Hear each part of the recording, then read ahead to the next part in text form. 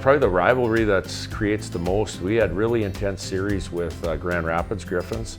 And I think Syracuse Crunch, I mean, they played an aggressive brand of hockey. Well, we had a couple of good runs back then against the Toronto Farm team that was in St. John's, and they were one of the teams, but one of my favorite was against Syracuse. They had a couple tough guys, and we weren't shying away from the tough game either back then. And I still remember when Kevin Bieksa and Rick Rippin had a line brawl with a few guys. Mike Brown, I think, was in there also. So I think here at MTS Center was probably the line brawl against Syracuse.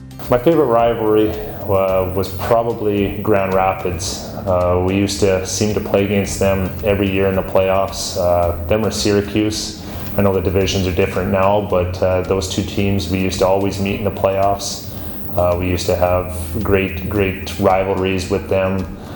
They always had some great players that went on to play in the NHL, and we always had some great players that moved on up also. Chicago Wolves is something, one of those teams that was always top of the league along with us for many years, that we battled with and had some great games and great brawls with over the years. Chicago, Manitoba was always a big rivalry, but probably more so for me personally was the Rochester rivalry, because we had beat them in the year previous when I was with Milwaukee. So that was probably a bigger one. Ryan Miller was at the other end, and I was fortunate to take him out 2 years in a row, so it was pretty special. May the 13th, I believe it was, of 2005. It's Game 5 in the second round against Rochester, and there are 15,015 people at what was then known as the MTS Center.